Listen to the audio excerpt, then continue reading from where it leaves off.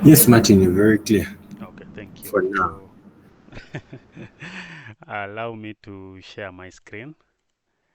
You can confirm you are able to see my screen. Okay, thank you. So for those one who are joining for the first time, uh, my name is Martin Indeche. I've been the trainer for this IPRAN training session, and I'm currently working for Nokia as MPBN Paco engineer. So we've been having these sessions, and this is our seventh session. So we've had 6 sessions in the past, and the recordings and even the PPTs have been shared with the team. So you can always go through them. If you can access to our YouTube channel, you can always revise. And if you have any question, always feel free to reach out and consult. So in our today's session, we are now shifting our attention to deploying, how do you deploy mobile services on IPRAN? So we know that the service provider network, we normally have different types of services. We can have the enterprise services. You know that we have different customers who want to interconnect their premises. We have the home users who want to also have maybe kind of fiber to the home, or even different types of services that are carried on the service provider network. So, and of course, that is the main objective why we are building this network. We want to be able to carry these different types of services on this network. So, the focus of this session is just on mobile services. Of course, this one forms the maybe uh, even more than 90% or sometimes 80, even 80%, depending on how the network is set up. You find that all these mobile services are carried on a kind of a network. And for the service provider network, we normally use the IPRA network to carry these kind of services. We know that we have different access technologies. We have 2G, 3G, 4G, nowadays 5G, and even some of the telecom companies, they are now looking at 6G, and maybe we'll have 7G, who knows. So that will be the focus of this session, just discussing, and this just theory. Later we'll have a session to now demonstrate to you how you can configure these services on the IPRA network. So this is a theory session. So I'm your trainer. The sessions are sponsored by Lifey Technologies. Lifey Technology, this is a company that is focusing on networking, training, and consultancy. So you can access our channel, Lifey Technologies, and this is the link. When you access it, just remember to subscribe and also to share with your teams so that they can also access the content that is provided. So let's start with some open discussion questions just to engage with the team and also to get to understand where we are. So the first question is, what are some common radio access technologies? Maybe you can just unmute and respond. We have already talked about the radio access network. So of course the radio access network is to be able to carry these radio access technologies. So what are some of the common radio access technologies that you've come across? Maybe you've used them, or even right now you are using some technology to be able to follow up on this training. You can just unmute and Yes, Martin. yes, proceed. We have long-term evolution LTE, which is 4G. Yes, We also have 3.5G, which is high-speed packet access. yes. And also Wi-Fi. I think I'm not sure. I think Wi-Fi also falls under this category. Okay. Anyone else? Anyone else to pick from where he has left? I may not see the chat, so just unmute and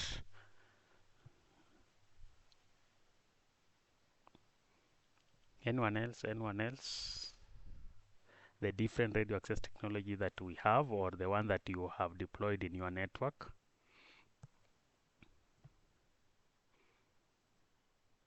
Should I start calling names? Guys, we know this technology, so Darren.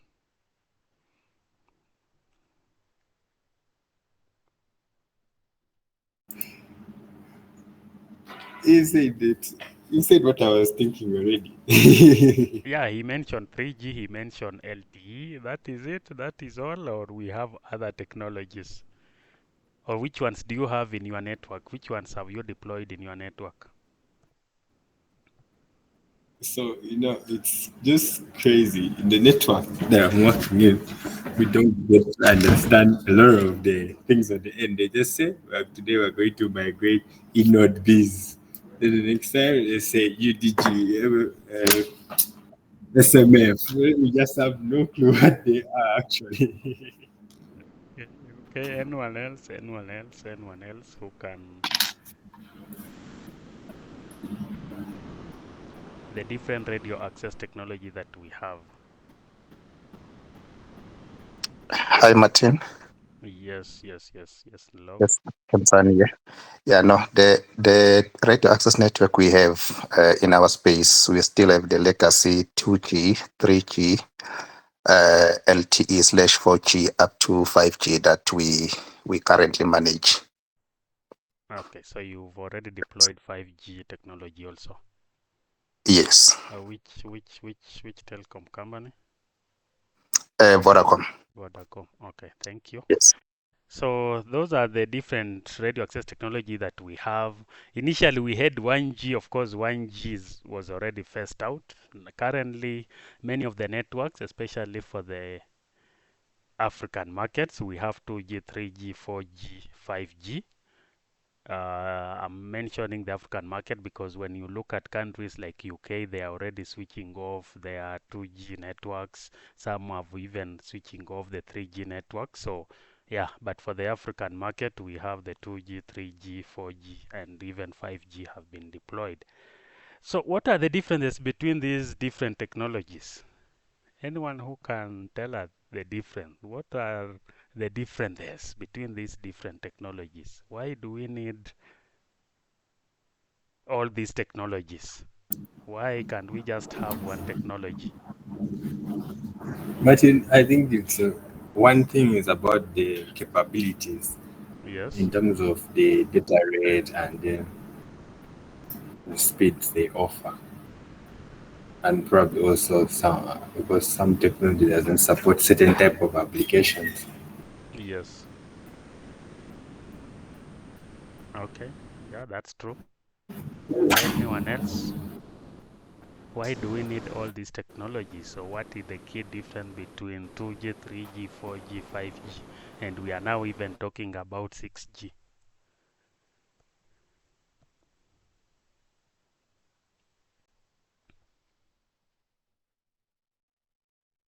Yes, Patrick. Patrick. Personally, I think the whole essence of the increase of the or the change or the innovation of the technologies is basically to increase the capacity of these radios, because we all know that the demand for transmission is increasing every other day. But as it increases, there has to be some way of catering for customers' increased capacity demands. Yes, that's very true. Someone else raising their hands? Okay, of course, the technology is evolving. We have new applications. We have, yes, Crispin, you can comment before I, yes, Crispin, you are Oh, muted or maybe, yes. thank you. Thank you very much. I don't know whether I'm clear. Am I audible? Yes, yes, very clear. Or probably just to respond to your question, I'll talk about two reasons why we need the different technologies. Anytime when the hardware improves in terms of the producers, the technology actually moves a bit up. And secondly, with the user requirements. I think initially it was just purely voice, but now we are carrying more services. So we need probably better technologies. Therefore, we are moving to 5G and the likes. Thank you. Thank you. So I think those who have responded, they have been very clear. The demands, the requirements are changing. You used to have 2G, which had limitations in the data rates, and maybe it could only do calls at the start. But now you've evolved to 3G with a slightly higher data rates. You've evolved to 4G, and even we are having new applications like the IoT. We're having artificial intelligence applications. All those ones, they have their own specific requirements. For example, the latency, the delay that they can sustain. So we need new technologies that can be able to support these new requirements, the user requirements. Another question that we need to discuss is that, yes, Martin, yes, there's a hand up. okay. Crispin.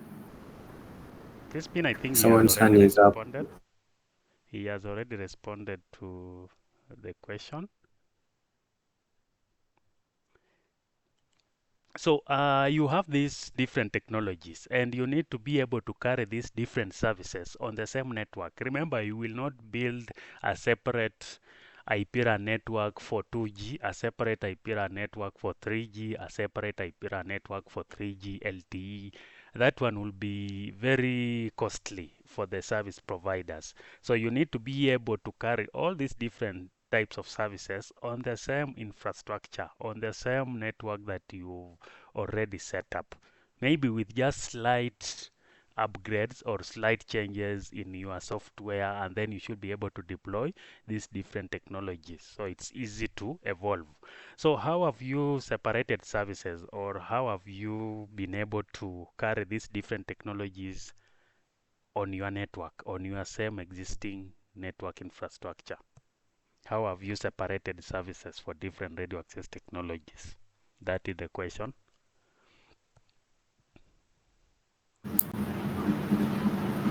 Yes.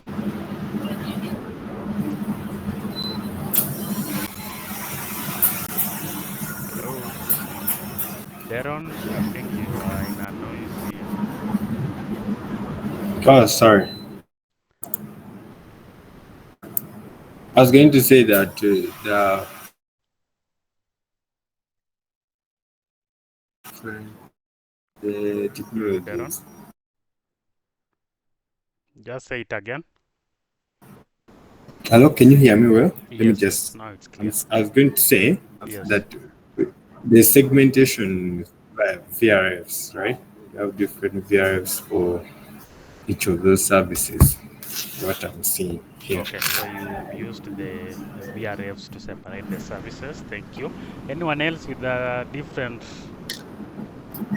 answer? How have you separated the different services on your... Yes, Jonas? Hello. Yes, yes. Yeah. So on the layer 3 side, we use the VRF tables as well, and the layer 2 side we use VLANs. Okay, so you've used VLANs on layer 2 to separate the different services, and then you've also used the VRFs for the layer 3. Okay, thank you.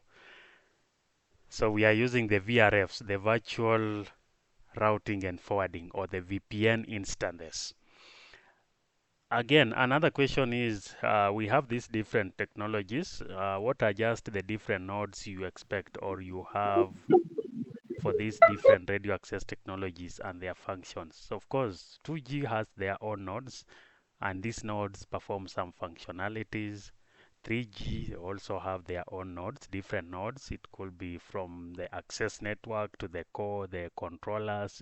Which are these different nodes that you've come across that are deployed to provide these different radio access technologies? Maybe just a quick mention of a few nodes, and then we can pass. I know we have many, many nodes. For example, for 2G, 3G, and 4G, 5G. So just mention a few and their functionalities, and then we can pass. Yes, yes.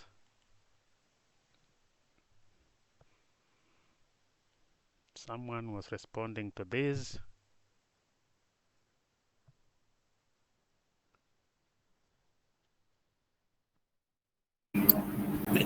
if the question was not under functionality, I was going to start mentioning No, very you can fast. even mention someone else. Someone else should be able to give the functionality. It's very okay. It's what I've seen that I've posted. Not bees, a P gateway, MME, MSC. Someone has posted them on the charts. Yeah, I'm not able to see the chat, so Yeah, it's so yeah, for they you have to. put BTS, FBSC, HLR, MSC, MMEP gateway. I don't know S gateway though. And then B SMF. Then UDG. Yeah. So you find that there are so many different nodes that support these different technologies. 2G, 3G, 4G, 5G, they will have different nodes, of course. Unless you are into that domain, that's when you will have to understand how they function and their functions and how the components they have. But for us in transmission, of course, we just know their names and maybe a little information about them because that's not our specialty, but it's good to know a little information about those nodes. The last question will be, what are some common challenges you face when configuring services? It could be new services, it could be existing services. Do you face any challenges? Have you faced any Yes, challenges? yes, Martin. Yes. So number one Yeah. is understanding the flow of that particular node. Like for instance, Yes. like MME, right? Yes. So it has to communicate with some nodes on the network. Yes. So sometimes now, of course, before you're configuring, you need to have discussions with the node owner to tell you maybe the destination prefixes, and then for you to be able to plan the routing on your side and all that. Then you do migrations, you configure, and then in the morning you say, we're not able to reach. They're getting a fluctuation. What? Then you're like, what? They gave me these prefixes, and all of them have been given. So, like, getting the understanding of the flow, I could say maybe the LLD for those nodes is a challenge, actually, personally, for me, and what I've seen.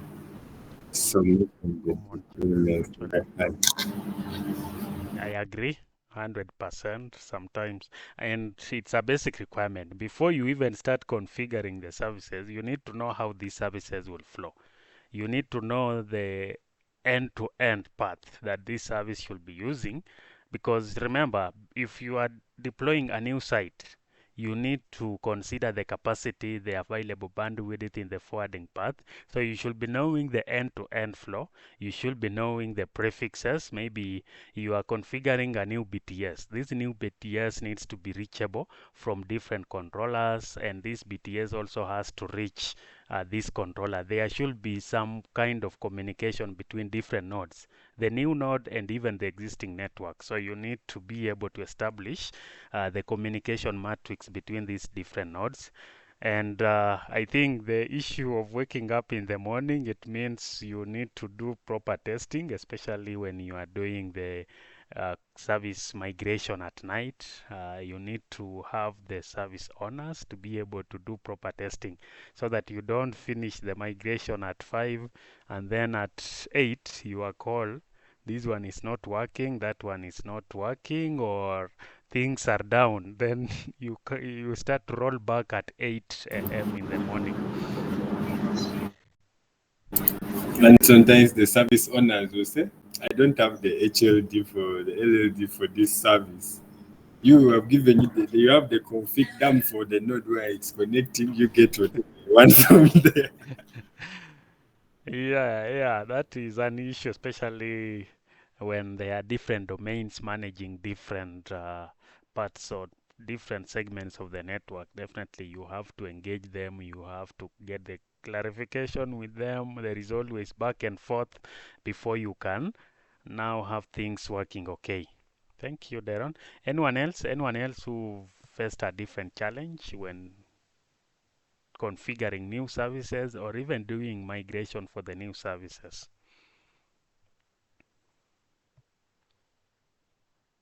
I know if you've managed a service provider network, definitely you've had challenges. So I think we face challenges on daily basis. So Anyone else before we go into the next slide? Guys, you don't face challenges. Your network is so smooth. It's a plug and play.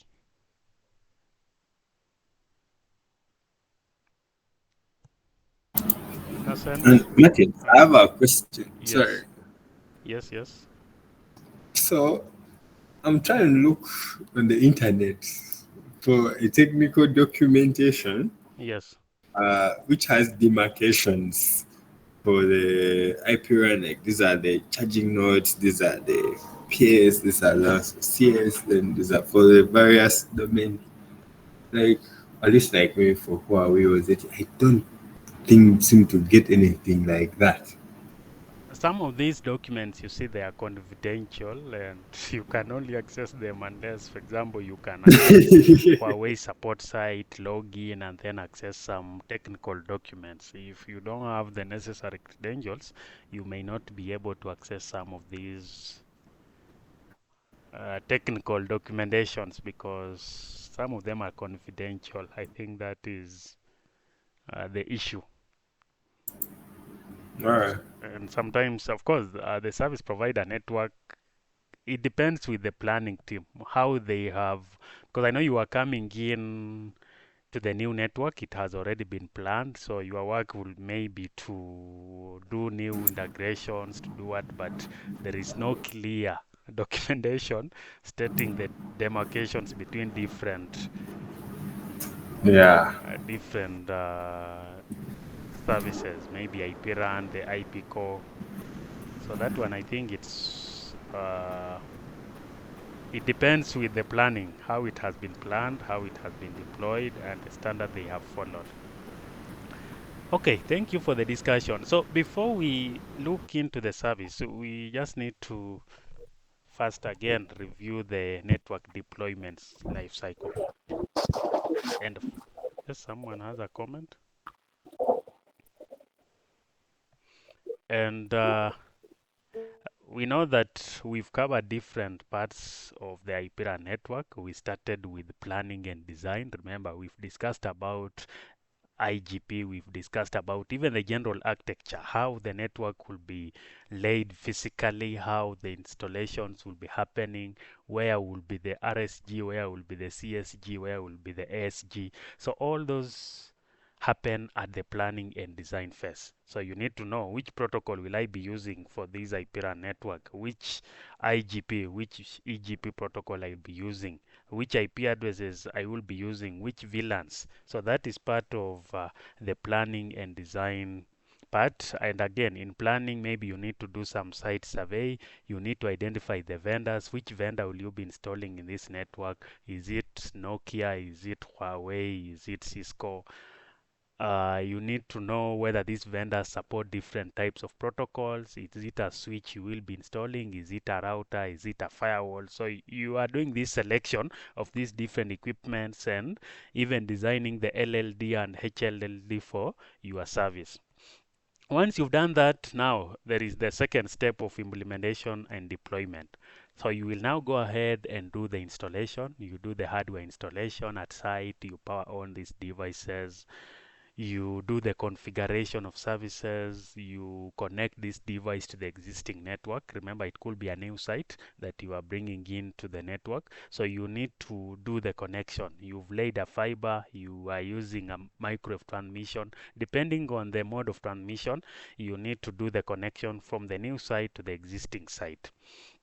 Once you've done this, you've done the configurations, you've integrated this device, now you need to do some service deployments. You need to know which types of services am I deploying on this site. Am I deploying 2G, 3G, or I'm just deploying LTE? I don't want 2G, 3G, depending on the requirement, the initial requirements.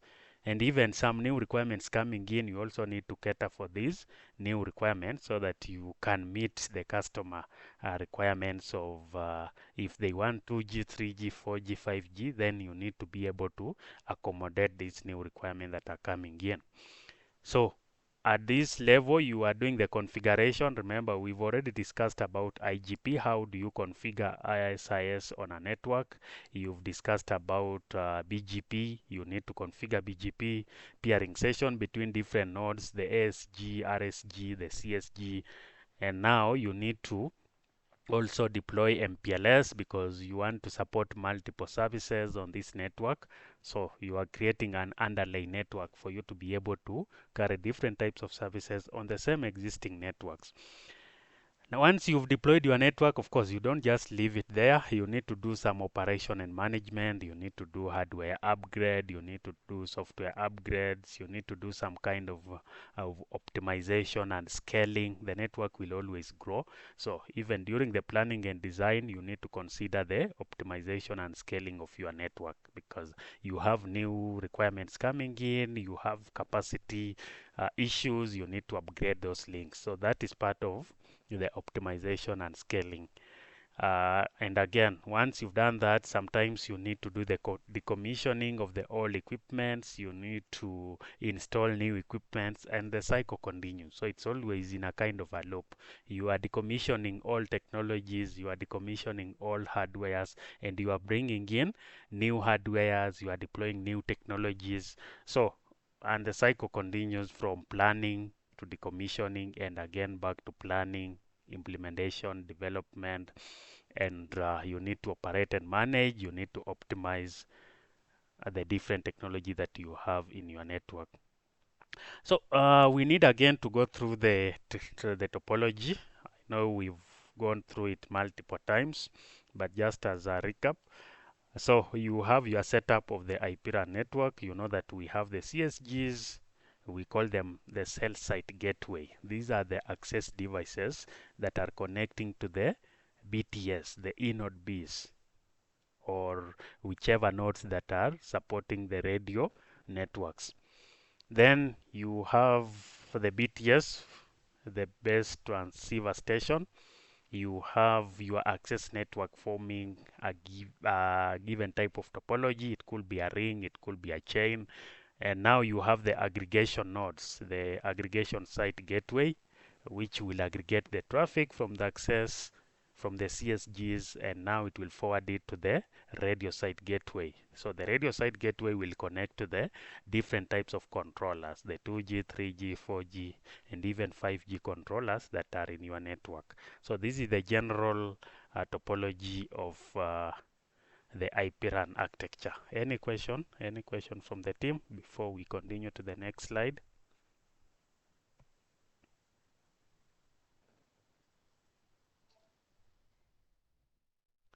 Okay. So when we look at the evolution, of course, we've already mentioned this, just going back to history a little bit. When you look at the evolution of radio access technologies, we've mentioned that we've had different radio access technologies. Since 1980, we've had 1G, 2G, 3G, 4G, 5G, and now we are going to 6G. And when you look at the features of these different technologies, you can see that, for example, 1G just supported 2.4 kilobits per second, and it was purely for voice. And then we have 2G coming in, the GSM, GPRS, Edge, or TDMA. So for 2G in 1990s, the data rate is now at 50 kilobits per second. I think many of us will not have survived with such data rates, because how many applications do you have on your phone? You have TikTok, you have Instagram, you want to stream football on DSTV, you want to watch games like Arsenal and PSG, and for live games like that, definitely these types of data rate, you will have to watch the game maybe for I don't know, because it will be buffering and buffering even on YouTube or Netflix. If you are to watch a movie with such kind of data rates, you may spend a whole day and you will be frustrated because it's buffering. In the past, of course, people were used to the buffering because you don't have an alternative. But nowadays, you just want, when you click play, it should play continuously. If there is any buffering, or you are calling your service provider, what is the issue with my network? Because you expect the user experience to be the best. So the 2G supporting just 50 kilobits per second. You can see the latency 300 milliseconds. Now it has, yes. Someone has a comment or a question? For the applications, we supported voice and text. So you are now able to send text messages to your family, to your loved ones, to your friends using the 2G technology. And now we advanced to 3G in 2000s. And now 3G, you can see that we have a data rate of about 21 Mbps. Of course, with the different kinds of 3G technologies, the data rates will vary. You have a latency of 100 milliseconds. Now the application, it can support both voice and multimedia. So you are now able to stream, you are able to send the images, you are able to watch some videos. In 2010, we advanced to the long-term evolution 4G. This one now has high data rates. Yes. Someone has to mute. Let me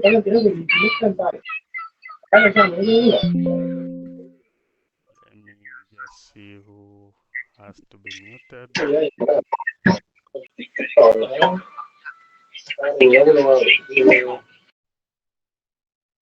Okay, I've muted. Sorry for that. So we are looking at 4G data rates of 100 Mbps. We have low latency of 10 milliseconds. And again, we now have the mobility of 350 kilometers per hour. Applications, we have voice, mobile TV, mobile internet. We look at the 5G, the new radio, the new technology that now it's being deployed. You have 20 Gbps. This one, I'm sure many of us even don't need it because, but again, it depends on the kind of application that you are having or that you are using. Latency of 1 millisecond, mobility of 500 kilometers per hour. Applications, you have the IoT, you have the smart cities. Of course, this 5G, it's still supporting the technology that were for 4G. So we look at 6G, the new technology that we are talking about to be launched in 2030. The data rates will be 1 terabits per second, the latency 10 microseconds, a mobility of about 1,000 kilometers per hour. Applications, you can see that we have space tourism, automated cars. So these are just how the different radio access technologies have evolved. In some of the countries, they are already switching off the older technologies, but many of them, they still have 2G, 3G, 4G, 5G. Some have not even deployed 5G. They are still working on it. And if they have deployed 5G, it's not even a standalone 5G. It's still the non-standalone 5G, which is depending on LTE. So when we look at how do we connect the BTS or the different RAN devices to the IPRAN network, we have two ways that we've had. The first one, we are calling it the SRAT. So RAT, it stands for Radio Access Technologies. Of course, radio access technologies, we have 2G, 3G, 4G, and 5G. So these are the RAT, the radio access technologies. So SRAT, we have the single radio access technology. So initially or traditionally, the way I know some of the providers still have the same setup because they haven't migrated to the new technologies. So you have your different hardwares for different technologies. You have 5G hardware at site, you have a separate 4G hardware, you have a separate 3G hardware at site, you have a separate for 2G.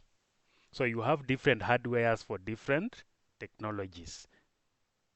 And all these different hardware, they need to connect to the CSG. So if you have one, two, three, four technologies, you need to have separate connections on the CSG or the cell site gateway at site. So you will have 5G configured on this port, you will have 4G configured on this port, you will have 3G configured on this port, you will have 2G on this port.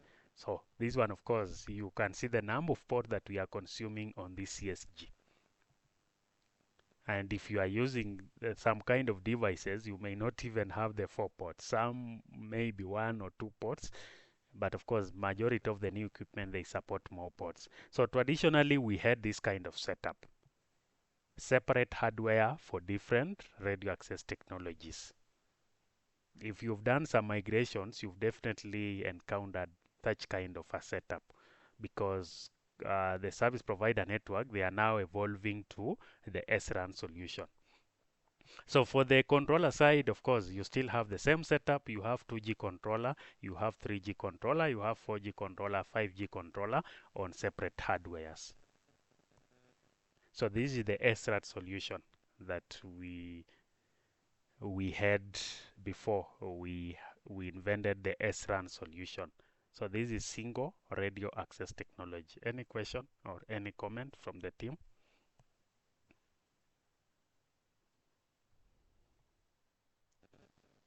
So the biggest challenge with this kind of technology is, remember, if you have separate hardwares, you need to power on these devices. So you will have power connections to the 4 different equipments. You also need to manage these types of equipments. You have to cool them. So you are considering the powering, the cooling, and even the operation and management of these different devices. So you can see the amount of workload that we require to manage this kind of network.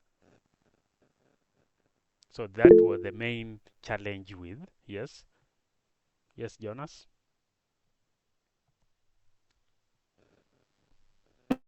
Yeah, I also wanted to add that cabinet space was also a challenge. Definitely, yes, that's 100% true. Because remember, you have separate hardwares. All these hardwares, you need to have space for them. And they were huge. They were not just small equipments as we are seeing them right now. So you need to have space to accommodate the 5G device. You need to have space to accommodate 4G device. You need to have space to accommodate 3G device and 2G devices. That's very true. Thanks, Jonas. And once you've had those hardware, so you need extra space for you to be able to have all these devices. And remember, you need to pay for the space. It's not free. So the cost of setting up this kind of SRAT solution is huge on the service providers. And that's why many of them, they have already migrated from SRAT to SRAN due to the challenges that are faced with the SRAT solution. Anyone else before we move to the SRAN solution? So when we look at the SRAN, this is Yeah. yes. Managing spare parts management concern, spare parts Yes, definitely. spares. Yes, because you also need, remember these equipments, you have faulty equipment. Sometimes you have a board that is faulty for this device. So you need to manage spare parts for all these different hardwares. That's very true. Thank you. Anyone else before I move to the SRAN solution? So you can clearly understand the challenges that we had with the SRAT solution, the single radio access technology. So we have now evolved and we have a new technology we are calling the single RAN, the single radio access network solution. So with single radio access network solution, we just have one hardware at site. This one hardware is able to support the different radio access technologies. This same hardware can support 2G, 3G, 4G, and 5G from the same hardware. So you can see that we've reduced the number of hardware that we need. We've reduced the number or the amount of power, the amount of cooling, the amount of space, because this one small equipment can be able to support the different access technologies that we need to deploy in our network. We've also reduced the number of equipment that we want to manage on the network.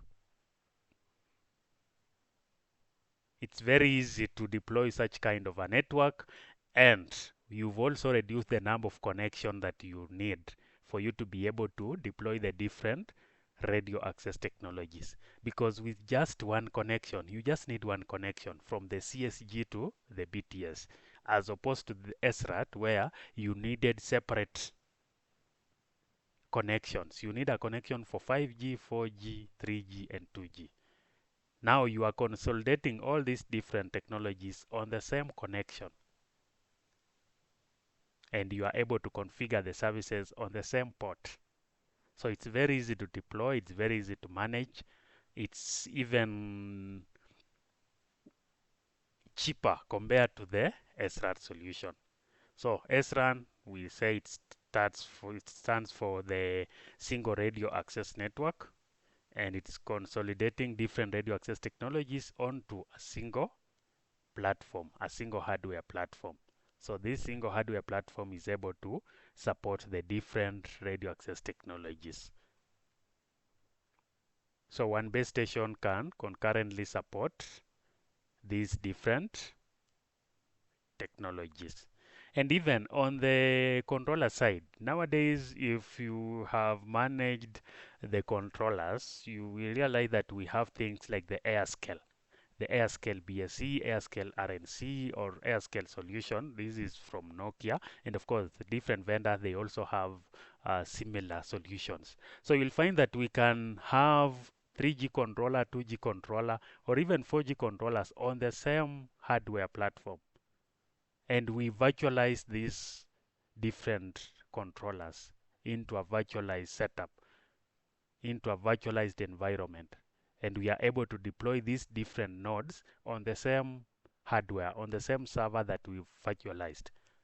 So this one also makes it easy to manage, easy to deploy, and even makes it cheaper for the service providers. So that's why many of the new deployments, they are always using the SRAN solution.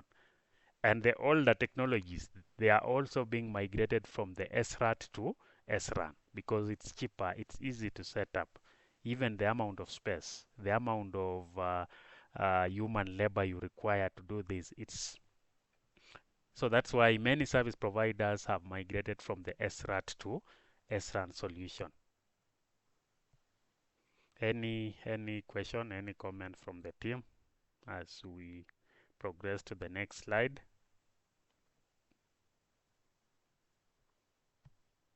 So when we look at the advantages of single RAN, it's scalable and future-proof. So with SRAN, you can support multiple generation of wireless technologies like 2G, 3G, and 5G on the same infrastructure, making networks more scalable and future-proof. So if you want to switch off 2G, it's very easy. If you want to switch off 3G, it's very easy. If you want to increase the capacity, maybe you want to increase the capacity for 4G and 5G on the same solution, it's very easy to do that. So it's scalable and future-proof. You can easily deploy the new technology on the same existing setup.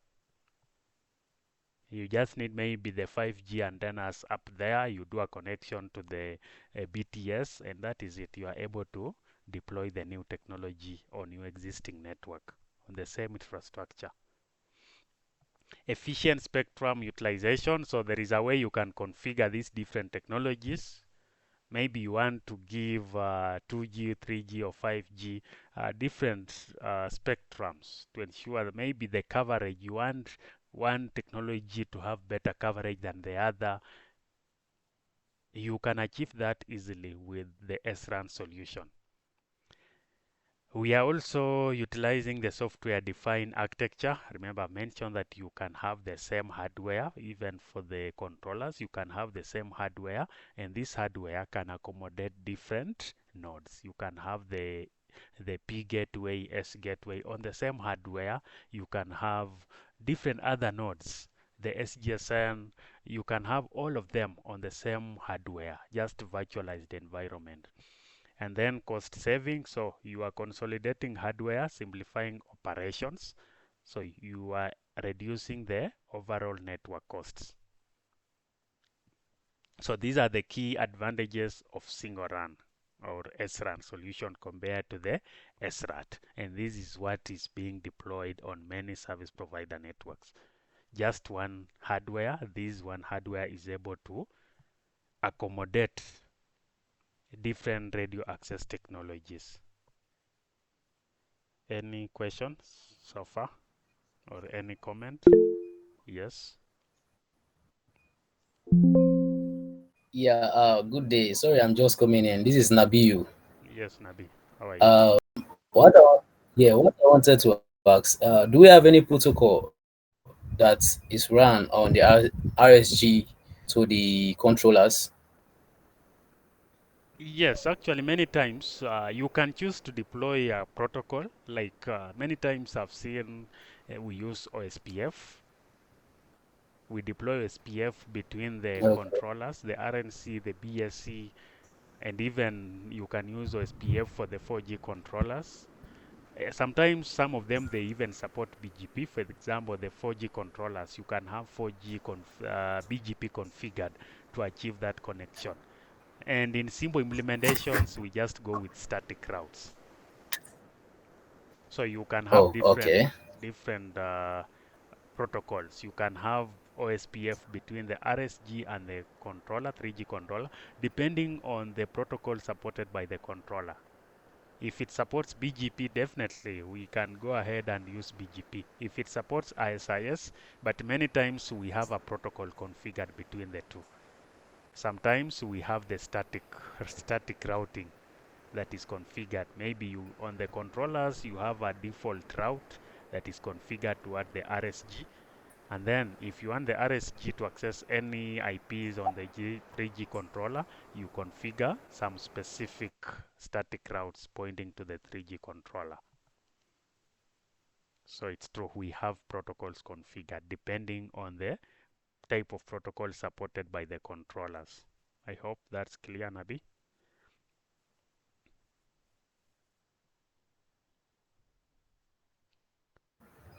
Yes. Thank you very much. You're welcome. Any other question? Any other question or comment? Martin, Yes, Dero. on the same point Yes. about the protocol, Yes. I was told that those nodes, the controllers, they are not designed to do very strong I don't know whether hardcore it's my routing, side, but I can't and hear a you couple of clearly, times Deron. that's why we go with this. You can't hear me clearly. You broke at Hello? some point. You can now continue. Please No, continue. am I audible now? Yes. Yeah, I was just saying that Yes. I was interacting with someone and told me that those radio nodes are not designed for very strong hardcore routing, and that's why sometimes they go with static routing, or even if you're going to do OSPF, you run very basic things on them. Yes. That's very true. We may have OSPF configured, but again, we just go ahead and maybe advertise a default route through OSPF to the controller. You can have BGP running, but again, we don't advertise everything to the 4G controller. We only control what is advertised to the 4G controller. We only advertise the routes that the 4G controller requires. We don't advertise everything. That is very true. It's a challenge we have Yeah. even faced in the network. If you are to send these 4G controller something like 10,000 routes, you will have issues. So it's not acting like a router as much as it's supporting these different technology or different protocols. You need to be keen on how you control the route advertisement between the RSG and the controllers. And now, Martin, Yes. regarding the earlier discussion on the challenges, Yes. they don't give you all the routes to send to the controllers. You can only send what they've given you, and then the next day you're having very unpleasant discussion. Sorry, they cannot reach here. Yeah, but many times, of course, you see, the communication is two-way, right? You need to be able to advertise the 4G controller routes to the RSG, and again, you need to advertise some routes from the RSG to the 3G controller. So I feel, yeah, that's a very common issue. We normally have such challenges. You configure, you are told this one is not reachable anymore, this IP was missed. So yeah, those are some of challenges we need to face on daily basis as network engineers. Any other comment, any other question, guys, before we move to the next slide on the SRAT and SRAN solution? Anyone who is still using SRAT, by the way? Anyone who has SRAT, or we have all migrated to SRAN?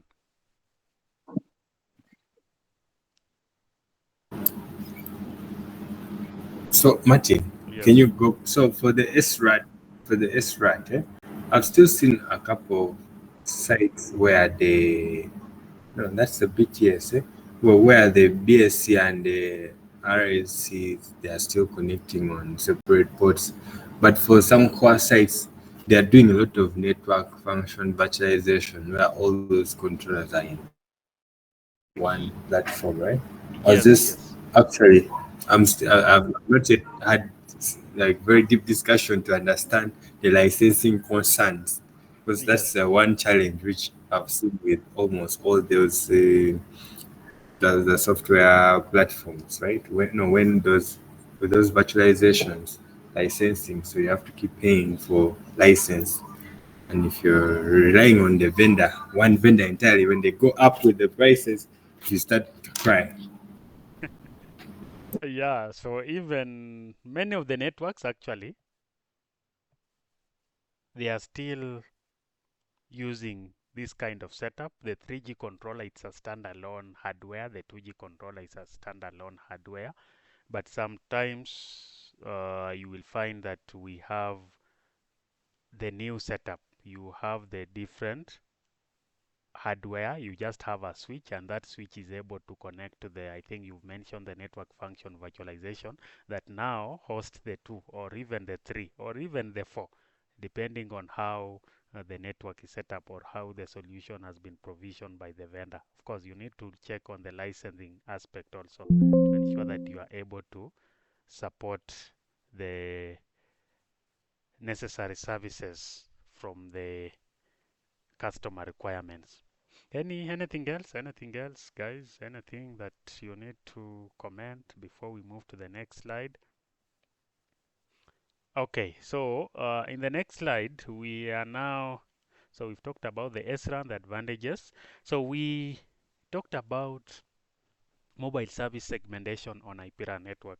And remember that one thing that we mentioned is you have, of course, you have these different BTSs across the entire network, and then you have the controllers. So you need to be able to segment these services, and you need to be able to carry these different services over the existing infrastructure.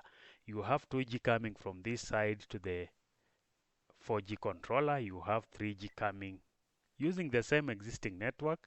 And sometimes, remember, you need to also give some preferential treatment. For example, you need to deploy the QoS for 2G, you need to deploy QoS for 3G so that you can give them some preferential treatment, or even 5G, you may need to do such configurations. So I think we already got a response that many times how we do this is using the VPN instances. VPN instances, this is on Huawei. On Cisco, we normally call them the VRFs, virtual routing and forwarding. On Nokia, we call them the VPRNs. So with VPNs or the VRFs, we are able to isolate these different types of services on our existing infrastructure. And when we talk about the VPNs, we have two important concepts that you need to have in mind. We have the route distinguishers and we have the route targets. These are the key things that come into play when we talk about VPNs. Anyone who can give us an explanation of the two, maybe their functionalities and how do you configure the route distinguishers and the route targets. So for the route targets, of course, we have the import and export. Anyone can take us through the route distinguishers and the route targets? Yes. Who is ready?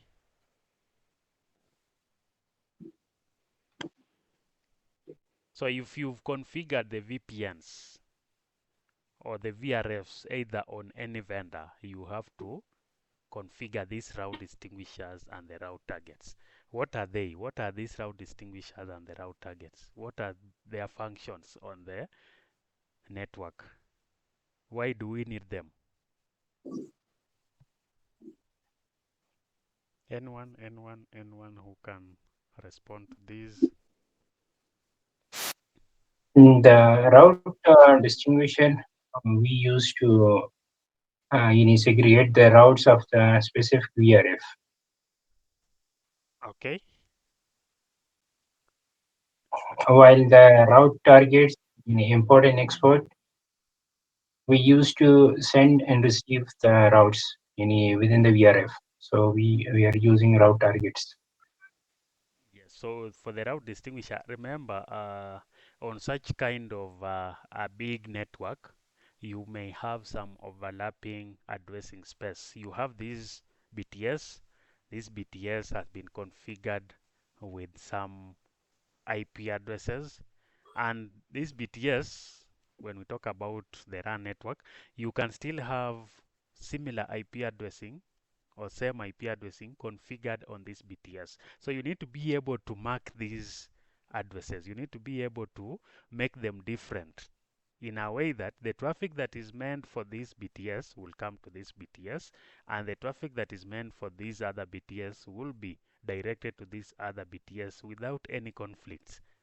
So that's why we require the route distinguishers, and the route distinguishers helps to make them unique and allow us to use some kind of overlapping space on overlapping addressing space on these different network elements. Then for the route targets, so these route targets are used to control the route import and export. So once you have these as your CSG, this CSG has some routes for different technologies. This CSG will send the routes to the ASG, assuming that this is the ASG. So this CSG or the ASG will send some routes from the SG to the CSG. This CSG has to install these routes to the respective VPN tables. So we can determine that using the route targets. So we have the import and the export. So import, when you are sending the routes and you are receiving the routes, you need to check the route targets, the import and export. Import means when you are installing these routes to your routing table, you will check at the import. And when you are sending these routes, you add some route targets also. That's what we are calling the export route targets. So you need to configure these two on your VPNs or on your VPN instances. Then you will be able to segment these services or separate these services into different VPN instances. And you also need to do proper planning for the route distinguishers and the route targets. You need to decide which type of route distinguisher you are using. If you've done route distinguishers, you realize that we have three types of route distinguishers. We can have type 0, we have type 1, or type 2.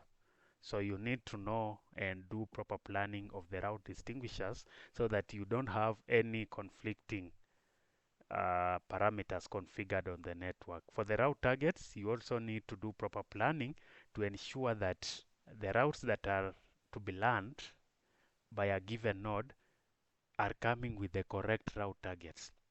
Because if you configure the wrong import and export route targets, then you will end up having, or you may end up this router not accepting the routes or exporting the routes with the wrong VPN targets. Then you will have an issue in the network. So you need to do proper planning of this route target and the the route distinguishers. Yes, anyone has a comment or a question on these? So we've got Can you elaborate more on this route 1, route 2, and route 3? Type 1, type 2, type 3.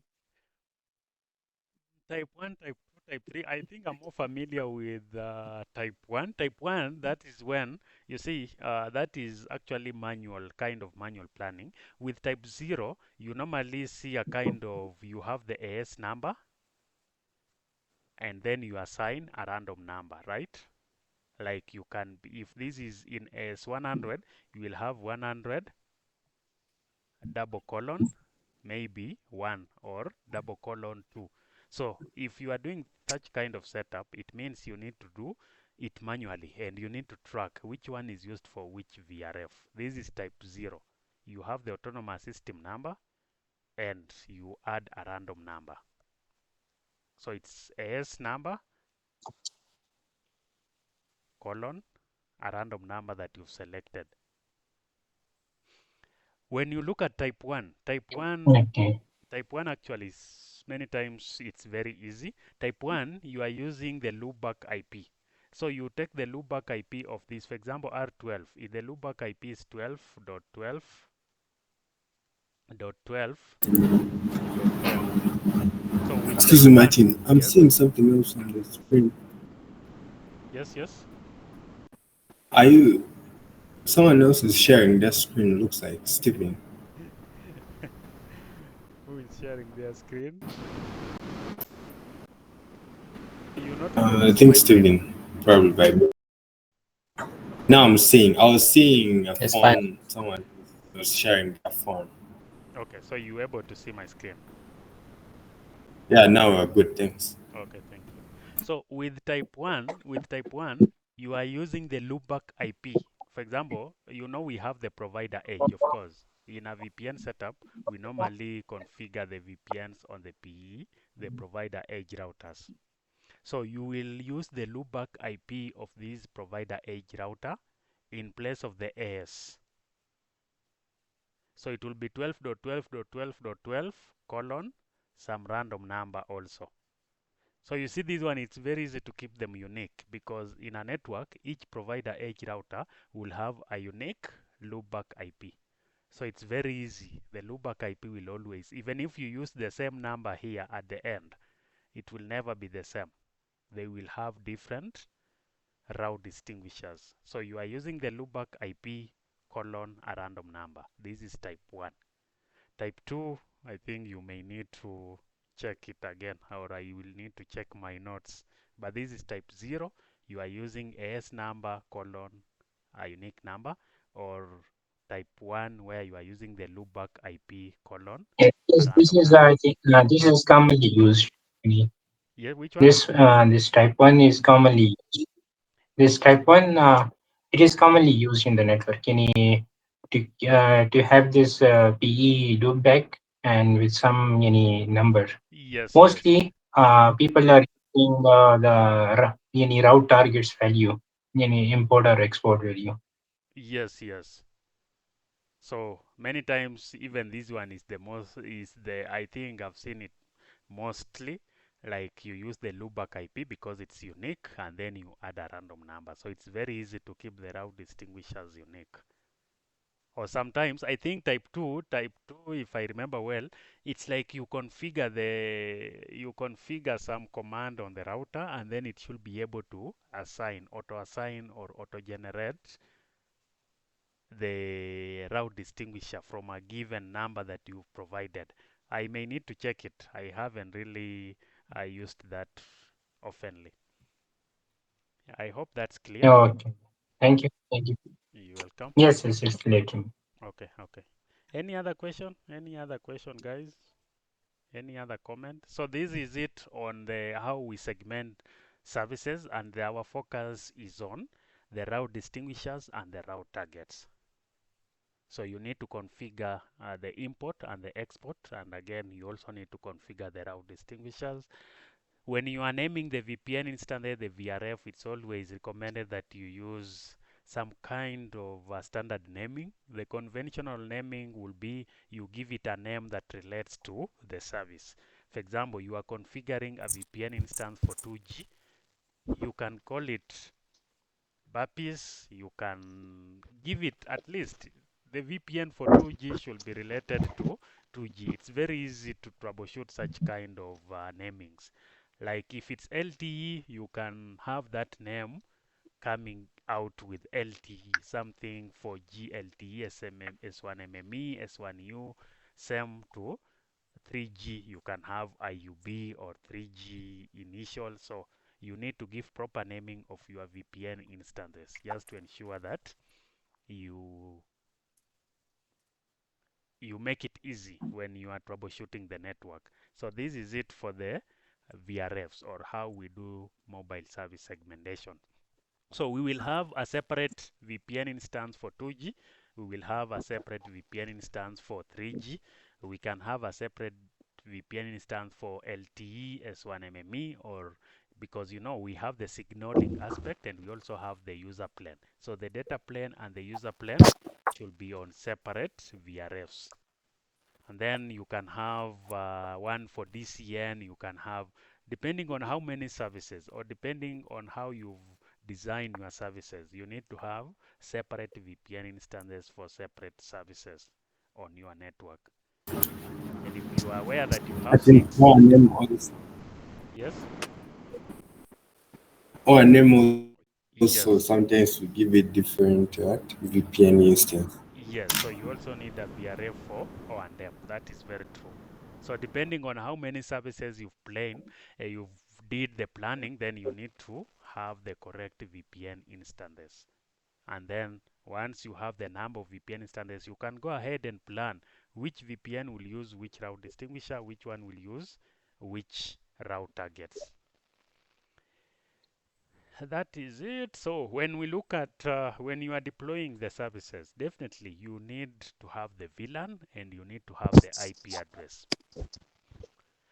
So when we did the IP address planning, I think we already covered this aspect, but this is just to mention again.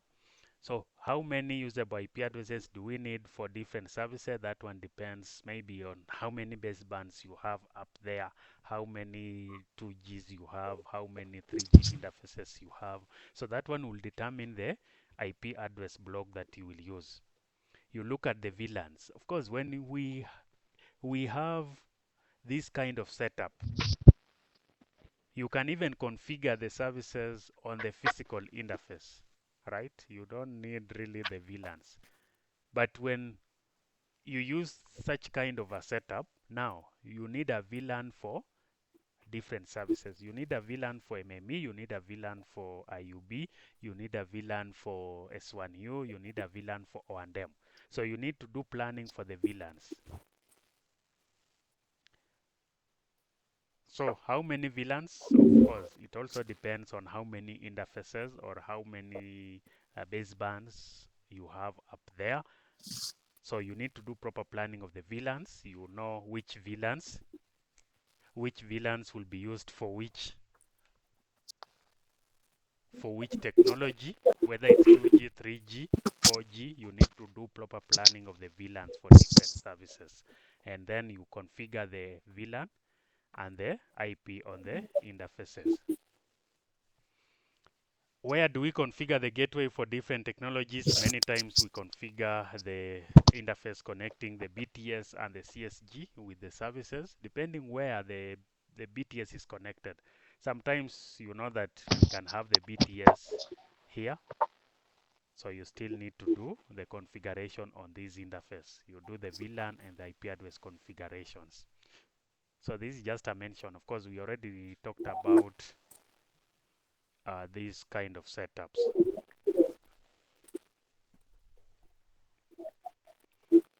To the next slide. So this is an example. You assign different services. You will assign an IP block.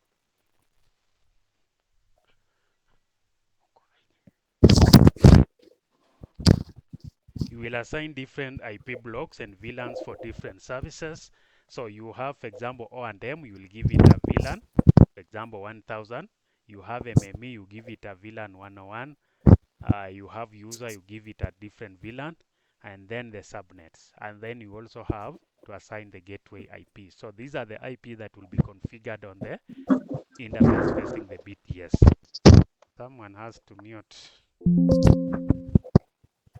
I can hear some noise in the background. Thank you. So this is how you do the planning for the different services for the IP address and the VLANs. So you assign a VLAN, you assign the subnet, and then you assign the gateway IP. So this is just an example on the IP and VLAN planning. Any question?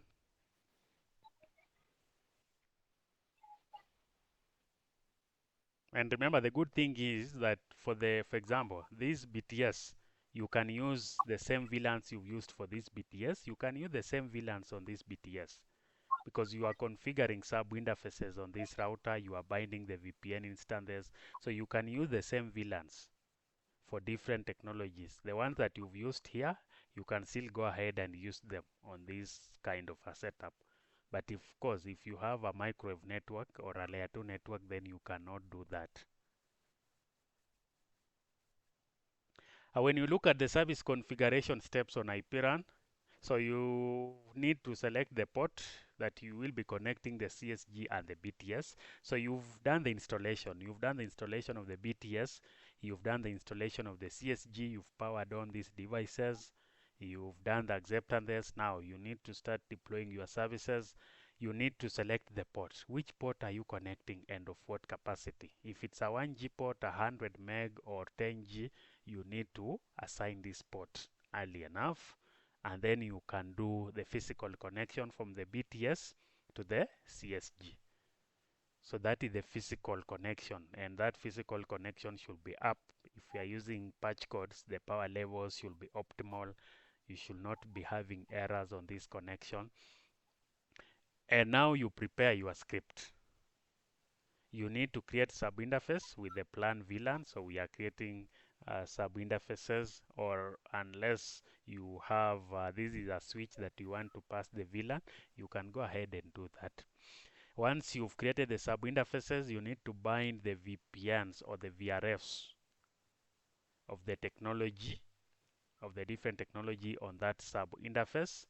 You assign the IP address. Remember, this step always comes first, because once you bind the VPN instance, the other configurations like the IP address will be removed. So you need to assign IP address again. So you first bind the VPN instance, and now you configure the IP address that you assigned as per the LLD. Remember, if the gateway assigned was 10.90.0.1, this is the IP that you should configure. Don't configure 10.90.1.1. You will have issues because there will be no communication between the BTS and the CSG.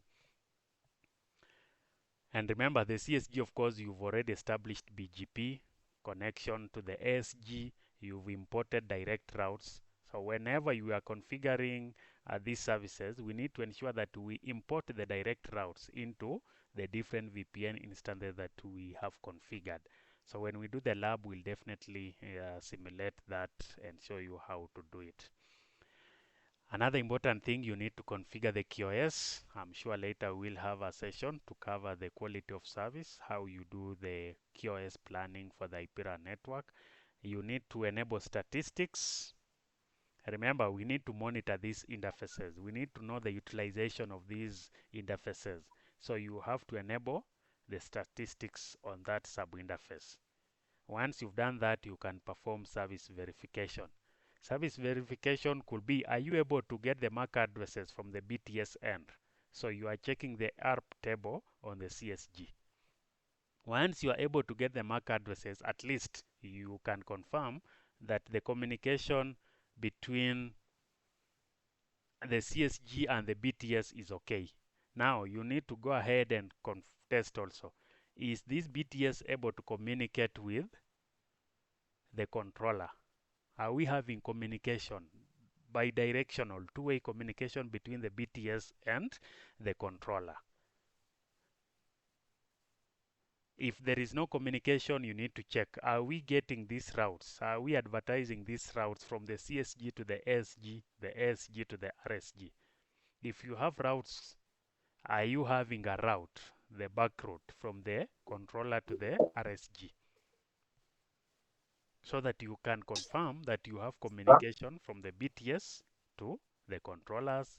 You have the communication because you will have an NMS to manage this BTS.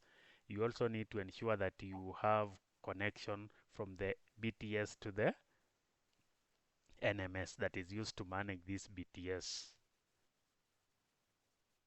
So once you've done that, you verify the services are okay. Yeah, you are now ready to go on air and serve the other customers who will be served by this local site that you've deployed.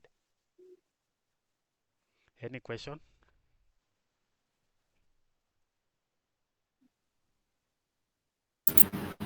Martin, am I audible? Yes, yes.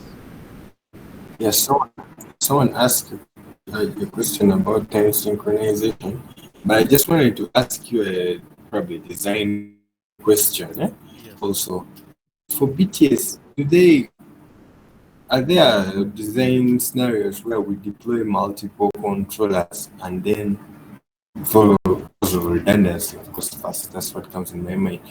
And we'll have that BTS communicating with. I'm not hearing you, Darren. Or is it Hello? from my side? Yes, Darren. No, am I audible? Yes, Yeah, I yes. was just asking, are there scenarios where we have multiple controllers where this BTS is supposed to be communicating with all of them, or assuming this controller, one controller goes down and then the other one just picks up seamlessly? No, there We is have that. always, in the design principle, there is always redundancy aspect. They will definitely have different controllers configured to communicate with this BTS or to manage this BTS. So that whenever there is a controller issue, I don't know, I haven't really done much of the controllers and the BTS, but from my understanding is there should be such kind of setup so that if we lose one, we don't have issues. It should be able to migrate from this controller and attach to the other controller. Martin, can I add one thing? Yes, If yes. Yes, yes. yes, maybe we can connect the controller with another CSG nearby, and we will run the VRRP between them. Is it okay? It will make redundancy. There are two CSG, let's say nearby CSG. So one direction will be connected to CSG1 and second to CSG2, and we will run the VRRP. Yeah, if you have two CSGs at site, So if definitely. one controller is down, the traffic will be shifted to another CSG.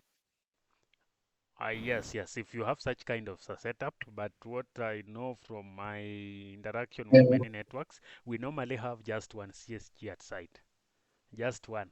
And the others are no, in other. maybe another site. Another site. The transmission medium can be different, but Yes, this is one different site CSG, and the another CSG is in different physical location. yes, yes. Yeah, if So yes, just finish. okay, yes, and the connectivity path, it could be different. It could be microwave, it could be another dark fiber. So if we connect with the two CSG and run the VRRP, so if let's say one CSG is down or one link is down, so the traffic will be shifted to another CSG. So it will have it will still have the path to the control, the VPC or whatever this Yes, RSG. yes, yes, yes, I agree. If we can have multiple like redundant connections, then definitely, as you've mentioned, we can have VRRP configured, and then we can have whenever there is maybe we have microwave or we have kind of another transmission media, you can have such kind of a setup and you ensure that these links are backing up each other. That's very true. Even on the controller side, you will find that this controller can have multiple connections to the, maybe you have two devices here. Many times we will have a VRRP configured, or even they can be active apps depending on how it's set up. Dodge, you can mute.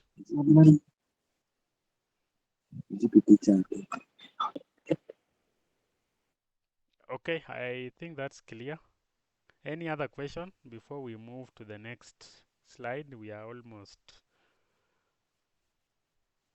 reaching the end of the slides. So we need to go through, we've been talking about just the configuration of the local site, right?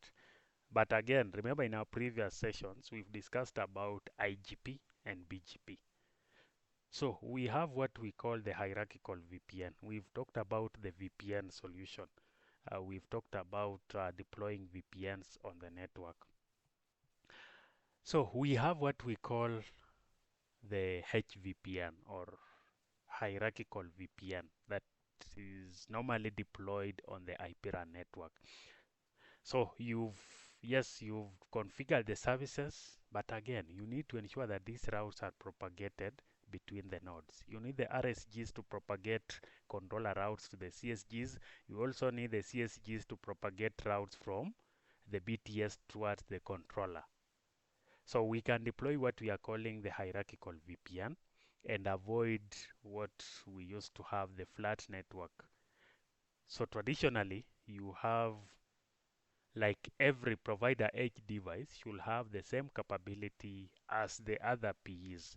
So if you have 100 PEs, these PEs must have the same capability. They must have high performance so that they are able to handle the huge number of routes on the MPLS backbone. So if you have 100 nodes, and these 100 nodes, or the 100 provider edge routers, they are connecting to different BTS or different other nodes, they need to exchange all this routing information, and they should be able to handle all these routes on the network. So that was the flat network, where every PE must have the same capability. But when we are deploying the IPRA network, you realize that many times for these devices, the CSGs, these are low-end devices. These are small devices with not that high processing power, with not high memory, CPU, and all those other features. No, these are low-end devices, and they may not be able to handle or to perform the same functionality like the RSGs and the ASGs. So remember, in this network, CSGs are acting as provider edge devices because they are learning some routes. They are the one configured with the VPN instances, and they need to propagate these routes to the other nodes. They also need to learn some routes from the other nodes. So what we are trying to do with HVPN solution, the hierarchy of VPNs, we are converting the flat network into a hierarchical network model. So we need to have some hierarchy in a way that some devices, they don't have to have the same performance as the others, especially the CSGs. They may have the low processing power, so they need to not have the huge number of routes on the MPLS backbone network. They may not be able to handle all those routes because they have low performance. So that's why we are introducing hierarchical network model. We are calling the HVPN, hierarchical VPN. So why VPN? So traditionally, the BGP MPLS IP VPN is using the flat network model. I've mentioned that all these devices, the PE devices, they must have the same capacity. And remember, in the IPRAN network, the CSGs are acting as PE, or the provider edge devices. So whenever we have routes coming from the RSGs, these routes will be propagated to the SG. The SGs will definitely propagate these routes to the CSGs. So they must have the same performance if we were to deploy it in a flat network model. So we use BGP to advertise VPN routes and MPLS to forward packets on the service provider backbone network. All PEs are required to deliver same level of performance. So you end up having some performance issues especially with the low-end devices, the access layer devices that have some scalability or they have low performance issues. So you need to use what we are calling the HVPN that will distribute the PE functions across multiple PEs. So when we talk about HVPN, we have different nodes. So we are now moving away from the CSGs, the ISGs, and the RSGs, and we are now giving them some new names. But of course, they're still the same, just a new semantics. So we have these different nodes. We have the UPE. We are calling it the user end PE or the under layer provider edge PE. So this one will be responsible. So you can see in this setup that the CSGs are now configured as the UPE, the user end PE, and it will be responsible for user access and only maintain routes of directly connected VPNs. So it will be maintaining routes for only the directed VPNs. We don't need to have all those routes flowing across the network. So this one we call them the UPE in the HVPN solution. And then we have the superstratum PE or the service provider PE. So the ASGs are now acting as the service provider PE or the SPE, which will maintain and floods VPN routes. It maintains all VPN routes, including routes in the local and remote sites. So these devices, of course, they have high capacity. They can handle the routes. You are using high-end devices, so they are able to do that functionality. And then we have the NPE, the RSG, the network provider edge. So this one will connect the SPEs to learn routes from UPEs. It also connects the controllers and advertises routes to SPE. So that one we call it the network provider edge. And these are the 2 or 3 node types that we have in a HVPN network or a HVPN model. Any question or any comment? Maybe you have not mentioned something or there is something that you need to add. Are we all Hello, Martins. Yes. Yes, yes. Yeah, sorry, I want to ask Yes. one question. Yes. So about so now HVPN, there is HOVPN, there is seamless MPLS, and so I just want to ask what is the I mean the difference that we have across all these three, and then when we mention the term end-to-end MPLS scenario, Yes. I mean, what is the relationship to all these terms, HVPN, HOVPN? And also, I would like to ask one question, maybe by the time you are doing the comparison, because I tried to simulate HOVPN and HVPN. I think my HOVPN did not work, but HVPN worked. Yes. So I would just want to, yeah. Thank you. So seamless MPLS, remember in our previous session with seamless MPLS, we are just extending the MPLS functionalities to the access network so that we can have end-to-end LSPs established across the network. That is with the seamless MPLS. So even with this HVPN, HOVPN, we still have seamless MPLS deployed. We have MPLS deployed on this network. What we are just changing is how these routes are advertised. We are just changing which routes do you advertise to the UPE, which routes do you advertise to the SPE, and which routes are advertised by the NPE.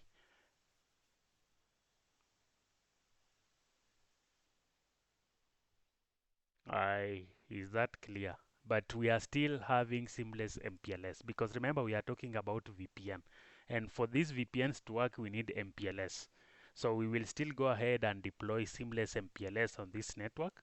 Once we've deployed MPLS, now we can go ahead and look at the VPNs.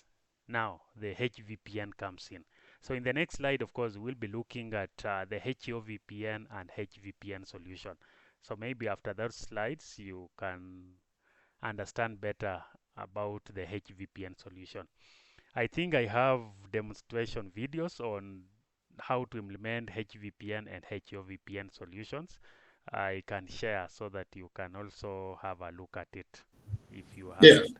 yeah, thank you. So I've actually watched many of your videos, if not all, on this. The one before the training and the one before. I'm actually new. This is my first time of joining, but I've watched all your videos. I want to believe. But I try to simulate at some point HOVPN based on your explanation. I tried to simulate HVPN. My HVPN actually works because I Yes. was able to use ASG as route reflector. And but for the HOVPN, there seems to be something. I don't know whether you can share the configuration you use anyway, but there seems to be something confusing that it didn't work. I could not reach the RSG. Yeah. My CSG could not reach the RSG for the HOVPN, but immediately I use ASG as route reflector. Yes. I mean, that works.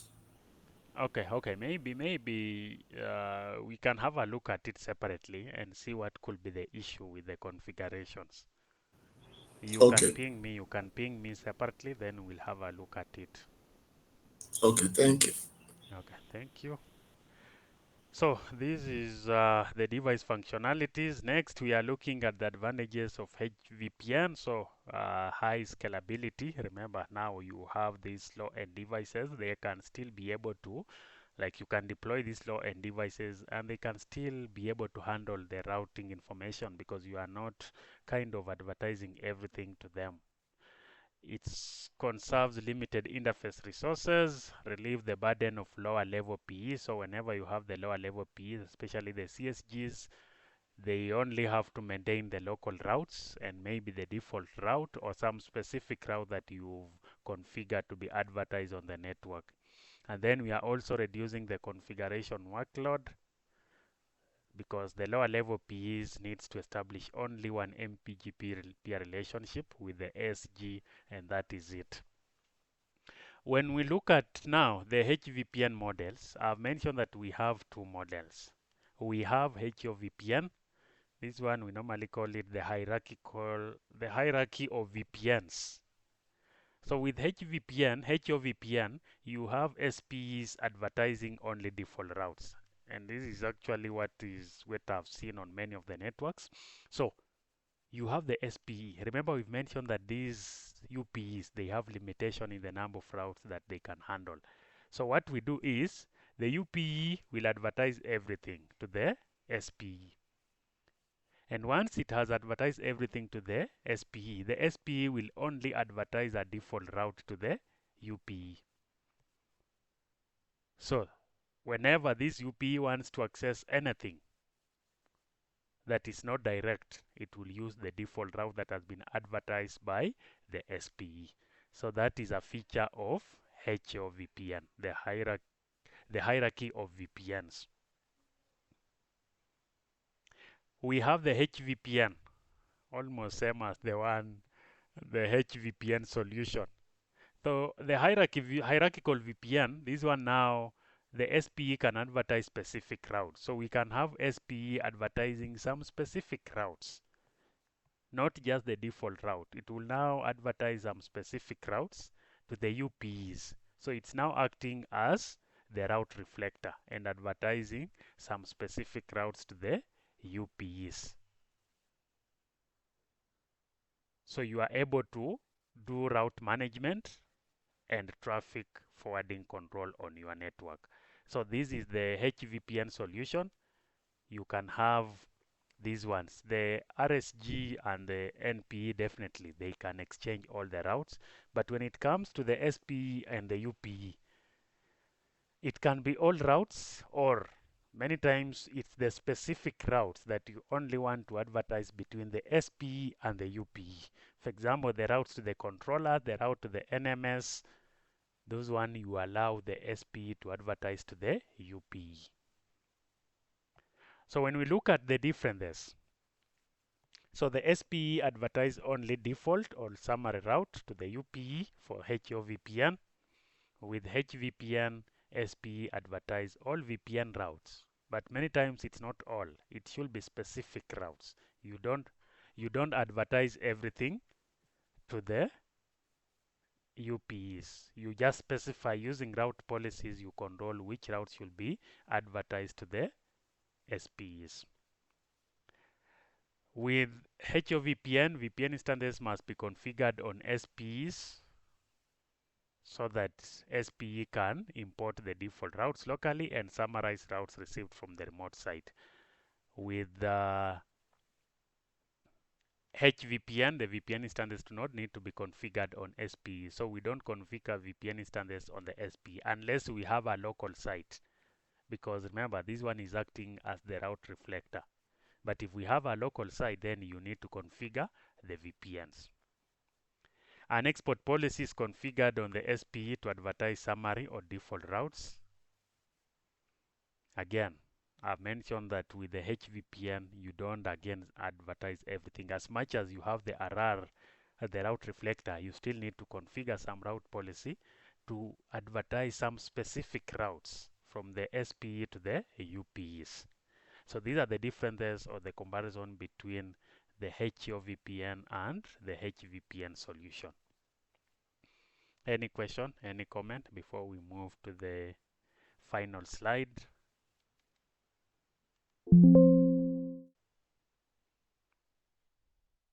Any question, guys?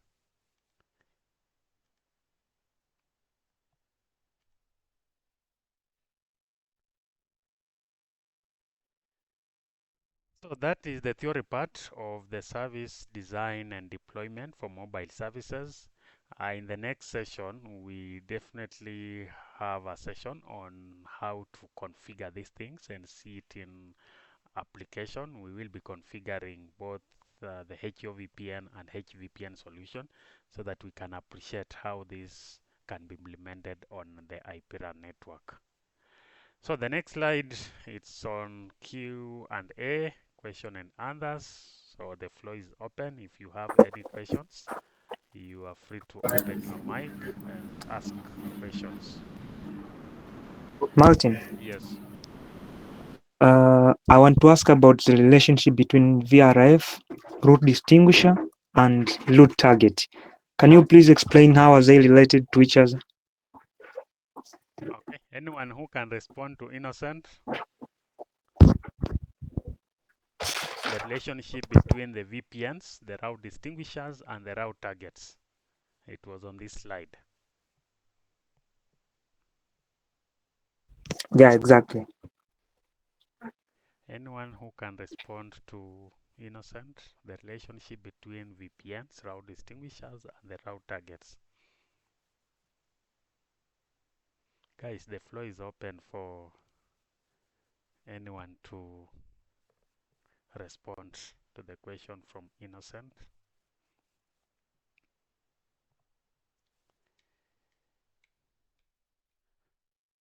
Anyone who can respond to that? Yes. Yes, Darren? Yes, so am I audible? Yes. Yes, so VRF is virtual routing and forwarding.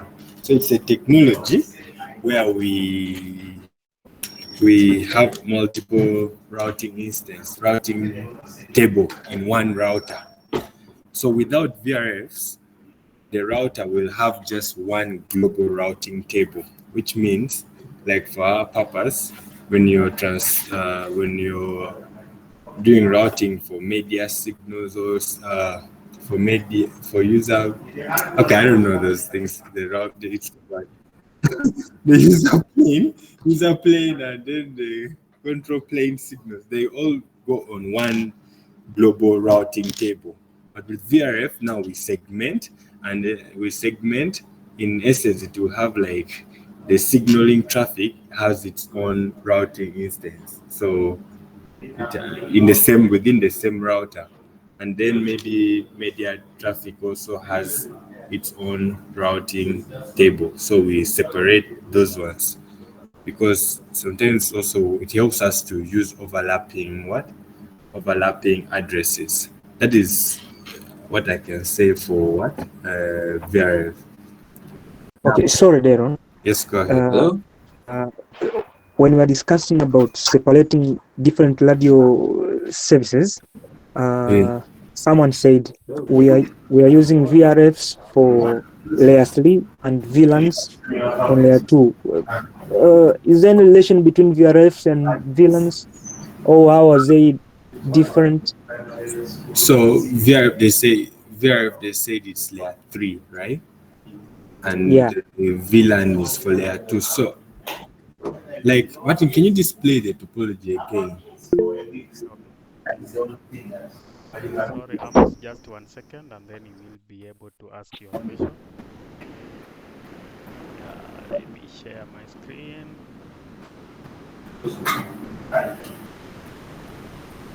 Okay, so this is we on which? Oh, this one. Okay. Okay, maybe also I'll just mention this. Who is asking the question? Amos, right? So, for example, we have, let's say, a BTA, a BSC, right? It's having, let's just take 3 instances. O&M, okay, that is for management. Then it's doing the signaling, and then for media traffic, right? Those are 3 different types of what? Those are 3 different types of traffic that we are considering right now for this example. So O&M, we have to give it its own VLAN, right? And then signaling will give it its own VLAN, and also media its own VLAN. That is at layer 2. Okay. And then at layer 3, we've seen the addressing plan, the IP planning sheet, where each VLAN has also, which each VLAN for different type of traffic has its own prefix also that has already been planned. So now we are going to also ensure that the router has those 3 like VRF. Let's say VRF for O&M, VRF for signaling, VRF for media. That is where VRF now comes in at layer 3 when we want to extend the prefixes from the node to be reachable on the remote site as well.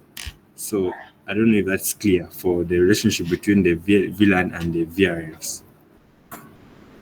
I mean, if it's not clear, someone else can say something else. Who can respond to Innocent or even add something on what Aaron has already Martin, responded? Yes, yes. hello? Yes, yes. I wanted to contribute on route distinguish and route target. Yes, Amos. Yes, route distinguisher, it means you want to separate them from which you have more than one VRF. So you separate them by using route distinguisher. Now you have already separated them.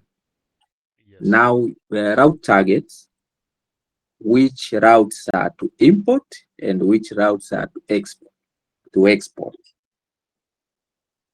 So route distinguisher to know these are from which VRF. Route targets to know now where to which one are for export and which one are for import.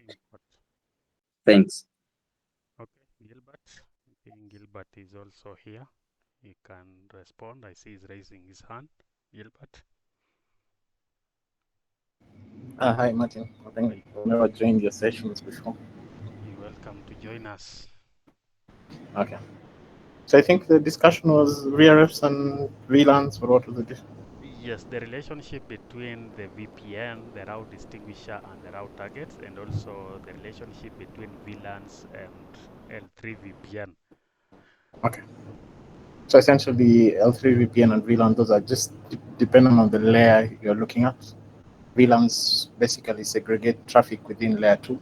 So essentially separate broadcast domains. So if just when you want to separate traffic based on L2, use VLANs.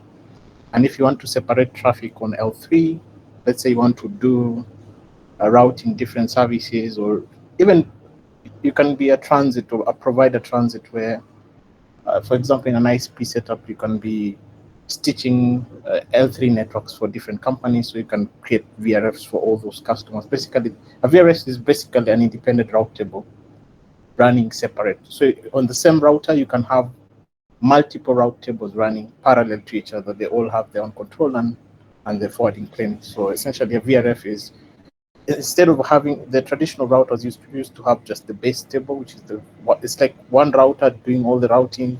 Everything has to be on the same router, but when the routers advance, it means the same router can essentially have virtual route tables for, that's why they're called VRF. So you can have different route tables for different use cases that are completely isolated, or you can introduce some interaction between the VRF. So essentially, VRF is separate L3 route tables, or let's say L3 networks, where you can now do separate routing from each other, but you can always mix up. So I think in a VRF, we have usually the route distinguisher in any router to know which, of course, they do have the canonical names, any name you give it, but from a routing protocol perspective, to identify the specific VRF on the local router, you need to check the route distinguisher.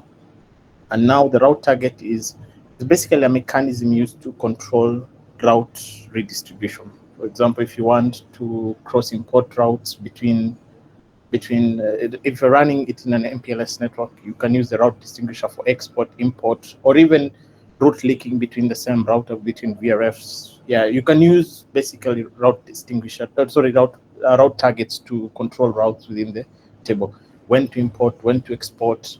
And it's useful, especially if you're running a big network. You can run something called a multi-protocol. Just let's say I'm just speaking. Just an MPLS network. MPBGP, right? Yeah, MPBGP. If you're running an MPBGP, multi-protocol BGP. Yeah, multi-protocol BGP. You can be running. You can use route targets without any protocols, but anything that has the same route target will essentially export the routes within the MPLS domain. So it's just a way of separating and distributing routes. So route target is very useful in a multi-protocol BGP environment, and route target is mostly locally significant. You really need, when you're dealing with cross devices, then the route targets are more important. Route distinguisher is just mostly a local feature, if you ask me. It's just on the control plane of the router. But the route target is the one that allows the cross import between VRFs and also distribution to other nodes within the multi-protocol BGP. I hope it's some clarity on. So, Martin, I want to add something about route distinguisher. Yes. Or someone else is speaking before? Now, Dagon, go on when you're done. Yeah, so like when you brought up about the multi-protocol MP BGP, so the route distinguishers just allows the BGP to advertise and distinguish between duplicate prefixes as well. Because when we're using, because with the VRFs now we're able to have overlapping addresses, which means the same prefix can run on one VPN instance and on another VPN instance. So what makes it different is that now instead of advertising the normal traditional IPv4 prefix, we add another number attached to that prefix, which is a route distinguisher, 64-bit number, and of course the formatting. I think we have already talked about it.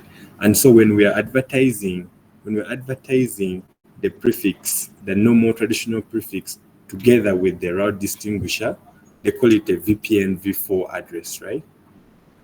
It becomes now a total of 96-bit address being advertised in the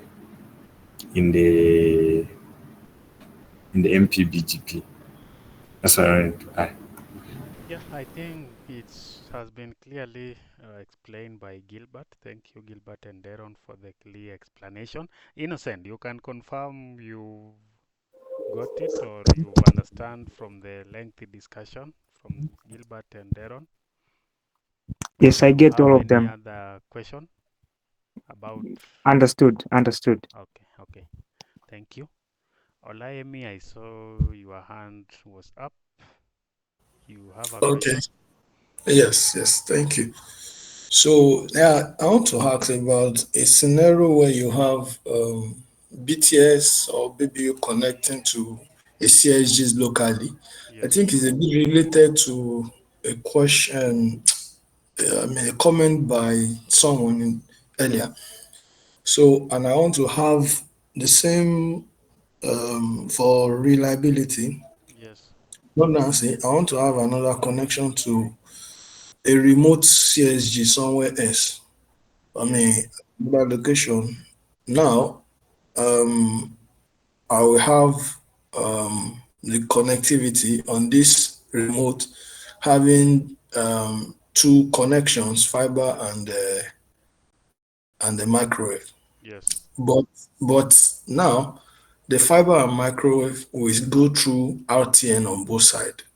I want to ask, what's the best way to do this if I want to have a redundant part?